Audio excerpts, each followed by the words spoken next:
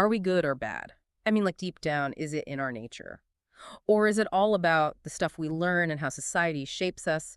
Kind of keeps philosophers up at night, right? And that's what makes diving into Xunzi so fascinating. He's this major figure in classical Confucianism, 3rd century BCE, China. But his story in the Confucian tradition, it's kind of bumpy, Times of being in the spotlight, then fading into the background. Exactly. He's right up there with Confucius and Mencius as one of the big three in classical Confucianism. Yeah. But yeah, his reception has been, well, let's just say complex. Seen as the Confucian who went astray, a lot of that because of his view on human nature, which can sound pretty pessimistic. But lately, there's been a big shift. People are rediscovering his work, seeing the depth and the insights. And that makes him even more interesting to us philosophers, right? That tension in how he's been understood over time. Definitely. So for this deep dive, we're working with the Xunzi text itself. It's a collection put together after his death, so that comes with its own issues, as you can imagine. And then there's Sima Qian's biography. Now, Sima Qian's not always seen as the most neutral source, especially when it comes to intellectuals. Our mission here is to go through these sources carefully, see what Xunzi's really saying, and get a grip on his unique perspective on human nature, moral cultivation, even his thoughts on heaven, and the whole deal with language. We want to give you, our fellow philosophy enthusiast, a good look at a thinker whose ideas offer a pretty compelling alternative to some of the major philosophical trends out there. So let's jump into the deep end, shall we? Xunzi's probably most known for his idea of human nature, and it's the one that often gets him in trouble, right? That's the one. He's famous, or maybe infamous, for saying human nature is evil. That's Xing, right? And right away, you see the contrast with Mencius, who's all about human nature being inherently good, Shan. But here's the catch. Even though they both use that word, Xing, they mean different things by it. That's where the trouble starts. Okay, so when Xunzi says human nature is evil, he's talking about Xing as what we're born with, our basic abilities, the stuff we're naturally capable of, and our desires.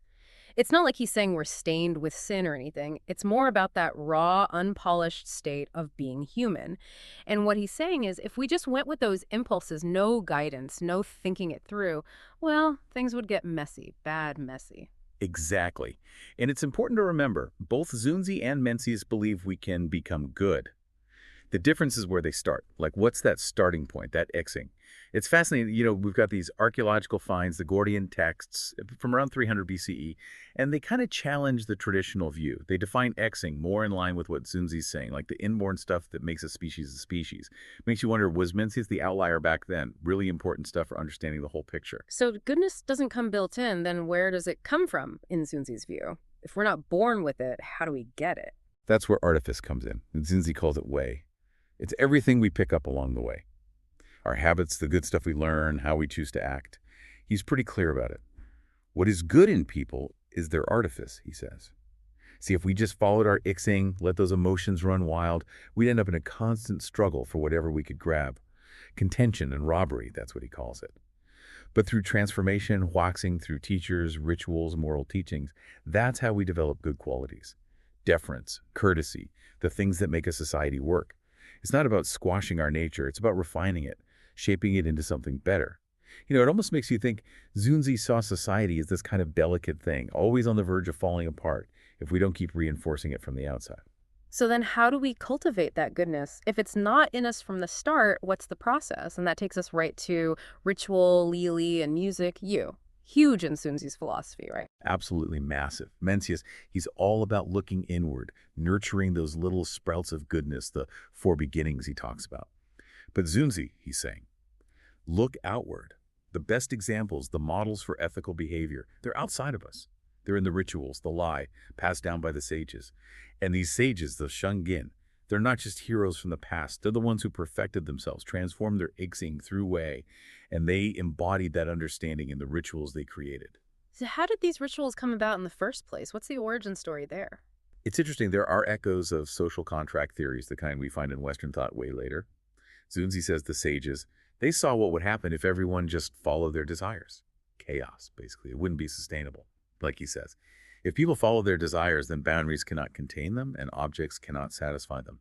Thus, the former kings restrained them and established for them ritual and morality in order to divide them into classes. They created ritual and morality to set some boundaries, to bring order out of potential chaos. But he's not saying rituals are just some random set of rules, right? There's something deeper going on there. Right, he's not just making stuff up. Mm-hmm. He says these rituals, they're legitimate because they fit with that which makes humans human. That's renji sui wei, renjia. They recognize natural distinctions, man, like the difference between men and women, young and old. It's part of being human, seeing these differences, and the sages' rituals give us a way to organize and acknowledge them. And it goes beyond just keeping society running smoothly, right? Rituals actually help us grow morally and emotionally. He makes a big deal out of that. Big time. If rituals were just about being practical, they wouldn't have this deep meaning for Xunzi. He says they actually shape our character, our emotions, in a good way, like take funeral rites. He uses that example to show how they teach us to avoid being rude or stingy when we grieve. Or the 3-year mourning period. That's not just a random rule, it's a structured way to process really strong feelings without losing control. He says, when a wound is colossal, its duration is long. When pain is profound, the recovery is slow. The 3-year mourning period is a form established with reference to emotions. It is the means by which one conveys the acme of one's pain. Rituals give us a framework for those big emotions. Even the village wine drinking ceremony, the Sheng, he uses that to show how rituals embody those principles of social order, respect for hierarchy, who drinks when, who gets invited. It's all very specific and reinforces that social harmony. Yeah, it's all laid out. Who offers the cup to whom, the order of toasts based on age and social standing. It reinforces those distinctions. It's not about exclusion, it's about creating cohesion. And through participating, through doing these things over and over, we internalize those moral principles the sages built in. And then there's music. Always connected to ritual for Xunzi. Totally. It's another part of human artifice. Yeah. But it focuses on expressing our emotions in an orderly way. And he recognizes we have these strong impulses. Xunzi 20.1 even talks about them. It's not about getting rid of emotions. It's about expressing them in a way that doesn't cause harm. And the sages, they created music, specifically the odes, the shi, to channel those emotions constructively. He even defends music against the Mohists. They thought it was a waste of resources. Yeah, Modi and his followers, they were all about practical stuff. Xunzi says they missed the point. Music's not just entertainment, it shapes our character, it creates social harmony. He's pretty bold about it. When music is centered and balanced, the people are harmonious and not dissipated. Enemy states dare not invade. Strong music, strong society, even strong defense. And talking about politics, he brings ritual into statecraft too, especially in his debate about warfare. Oh yeah, there he lays out the Confucian way. A true king, a wang. They achieve success, even in war, through ritual order, not through brute force like a hegemon, a ba. You can see this in earlier texts, the Zuo's one. But Xunzi takes it further. He's saying being a true king means embodying that ritual order. That's the key to success. When kings and dukes follow the rituals, that is how they obtain the world. Pretty clear message there. And he even analyzed the state of Qin, the one that ended up unifying China. He said they were strong, but missing something crucial. Confucian advisors, people steeped in ritual and morality. That's the thing. Qian had the power, but Xunzi saw the weakness. No moral grounding. And a lot of historical accounts seem to agree with his long-term assessment. So if ritual is so important for moral development, how did those first sages get there? They didn't have rituals, right? Where did they start? That's the question, isn't it? How did they perfect themselves without a roadmap? Xunzi says rituals are like markers. They mark the way. Like signs showing you the safe path through a river. The way that's Dao, and it's all about constancy, chain. The natural processes of heaven, tanxing, they're unchanging. So what we need to do is respond to those patterns with the right order, with Yi. It's not about heaven intervening directly, it's about human governance. We decide our fate, not the gods. He uses the example of Yu and Ji, the sage king and the tyrant. The revolutions of the sun, moon, and stars and the cyclical calendar, these were the same under Yu and Jia. Same heaven, different outcomes. So heaven sets the stage, but it's up to us to understand the way, that pattern, and embody it through ritual. Exactly, and Xunzi makes a distinction. Knowing heaven, Zidin, versus knowing the way, Zidao. Trying to figure out the ultimate workings of heaven, it's a waste of time, we'll never get there. Yeah. But the way, those constant patterns, their practical applications, that we can understand. It's like, we can figure out how gravity works, but the why, the ultimate reason behind it, that might be beyond us. Focus on what you can work with. That's Xunzi's message. Their aspiration with respect to heaven is no more than to observe the phenomena that can be taken as regular periods. Yeah. That's our job. Observe and understand those regularities. So rituals aren't just random rules, they're expressions of those fundamental patterns of the universe. Heaven's way, Huh. there to guide us. That's it. And this brings up a big debate in Xunzi studies. Is the way an objective reality, or is it something we humans construct? That unchanging order, is it out there, or are we making it up? Now, that's a question that gets to the heart of epistemology and metaphysics. It does. A.C. Graham, the scholar, he put it this way, is Xunzi saying man imposes his own meaning on an otherwise meaningless universe. Graham thought no, but some people make a strong case for a more constructivist view. What makes them think that? What's the evidence? There's a line in Xunzi 8.3 that gets a lot of attention. The way is not the way of heaven, nor the way of earth. It's what people regard as the way, what the noble man is guided by. Sounds like he's saying, forget the natural order, we make our own rules. But he's always talking about observing those natural cycles, like the seasons. How do you reconcile that with this idea of constructing the way? That's the tricky part. Yang Liang, an early commentator on Xunzi, he tried to explain it. He said Xunzi meant that the way isn't in those weird, inexplicable events. It's in the regular stuff, the things we can rely on and put into practice. Plus, Xunzi keeps saying there's only one way, not separate ones, for heaven, earth, and humans. Like he says, there are no two ways in the world, and the sage is never of two minds. So maybe it's about focusing on the way as it relates to us, to human flourishing, using those natural patterns as models, not getting hung up on the stuff we can't explain. Makes sense. It fits with Xunzi's practical approach. We need to understand the way so it can benefit us. The natural world might operate on this one underlying principle, but for us, it's about the parts we can work with, the things that help us grow morally and socially. Like the seasons, they're a model for order, for regularity. And that focus on what's practical, what matters to us, it shows up in his view of portents, too. Those Yao, he didn't buy into that whole science from heaven thing, did he? Nope, not at all. Comets, earthquakes, that kind of stuff. He called them shifts in heaven and earth, transformations of yin and yang, material anomalies, just natural events, nothing more. That's in Xunzi 17.7. Instead, he talks about human portents, or Renyao. Those are the actions we take that mess things up.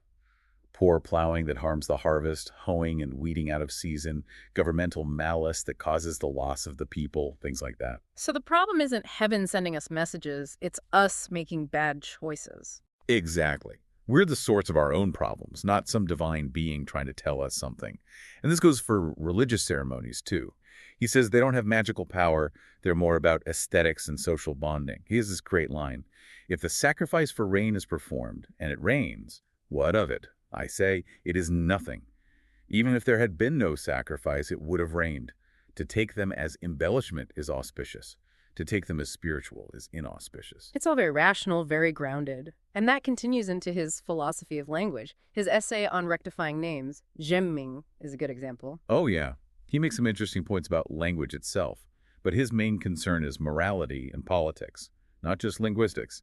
He says, names have no inherent appropriateness. We designate them by some word in order to name them. Which sounds pretty practical, right? But he's got a bigger goal in mind. He also tackles those sophistical paradoxes that were popular back then, like the white horse is not a horse argument. What did he make of all that? He breaks them down. And he says, yeah, maybe they make sense logically, but they're useless for governing for morality.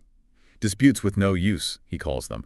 For him, language has a job to do. It's a tool for the ruler, the true king, the Wangzi, to promote good behavior and unity. He's very clear about this.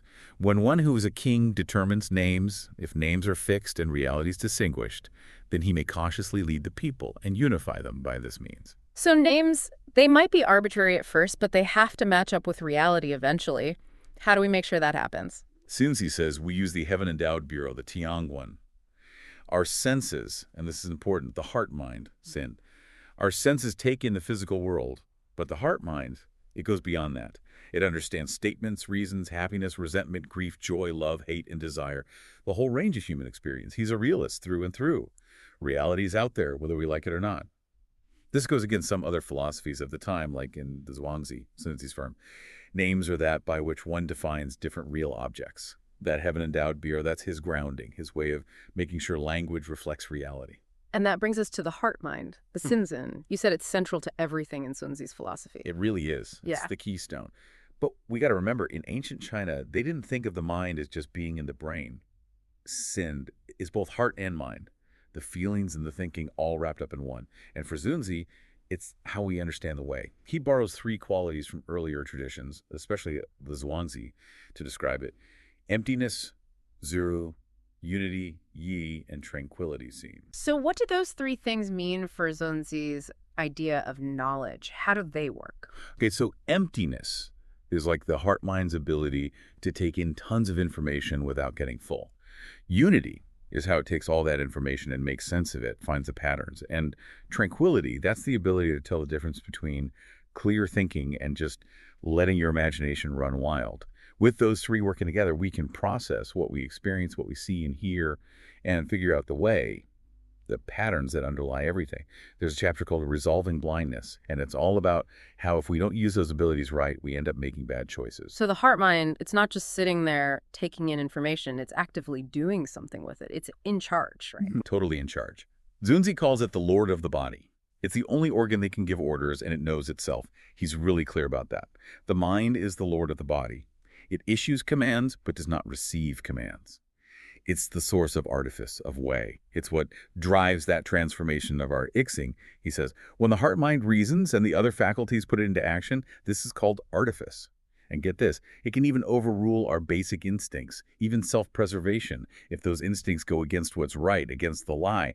The heart-mind, for Xunzi, it's where responsibility lies. It's what guides us to understand the way and live by it. It's like he's saying, forget that inner compass, you got to build your own. He even compares governing a kingdom to how an individual functions, with the heart mind being that ruler, right? Yeah, it's a great analogy. Just like a kingdom needs good governance, rituals, laws, and a strong ruler, an individual needs the right methods, rituals, learning, and that guiding force within, the heart mind. Where you start doesn't matter as much as how you manage things, how you direct your energy. Like they say, it's not where you start, it's where you finish. So what happened to Xunzi's ideas after he died? He made such a big contribution. What was the impact? So when he was alive, he was a big deal. People called him the most revered of teachers. He had some pretty famous students, including some who went on to become key figures in legalism, like Han Fei and Li Si. Early Han Dynasty, you have guys like Lu Jia, influenced by Xunzi's focus on human actions as the cause of good or bad fortune, though he added the idea of qi into the mix. But then things changed. His reputation took a hit. People criticized his evil human nature idea and his link to legalism, which wasn't seen as very Confucian. Figures like Ji Kang and Zhu Ji, they were pretty harsh on him. For a long time, he was kind of sidelined in Confucian thought. But you said earlier he's making a comeback these days. Oh yeah, big time. In East Asia and really all over, people are rediscovering Xunzi. His writings survived, and a lot of those old criticisms, they don't hold up so well anymore. People are seeing the depth, the originality of his ideas. He's back to being that revered teacher, finally getting the recognition he deserves. That discovery of the Godian texts really throws a wrench in the traditional view of early Confucianism, doesn't it? So it doesn't seem so out there anymore. It's like there was more diversity of thought back then than we realized. So wrapping up this Xunzi deep dive, we've seen how he offers a really unique perspective within Confucianism. His view of human nature as something we need to actively shape through ritual and artifice, guided by that amazing heart mind. It's a powerful counterpoint to other schools of thought. His emphasis on learning from external models, his rational take on heaven, portents, even language, it all comes together in a really complex and interesting way. Exactly. He connects all these ideas. Human nature, ritual, the way, language, the heart mind. It's a whole system, and it's still relevant today. He challenges us to think about where morality comes from, how culture shapes us, the whole question of knowledge and reality. And for our listeners, here's something to ponder. How does Xunzi's focus on external cultivation, on building morality through ritual, compare to those traditions that emphasize inner reflection and innate goodness? And what about his idea of the way as something maybe both discovered and constructed? What does that mean for how we think about ethics today? We encourage you to check out the Xunzi for yourselves and all the great scholarship that's out there. This deep dive, it's just a starting point. There's so much more to explore.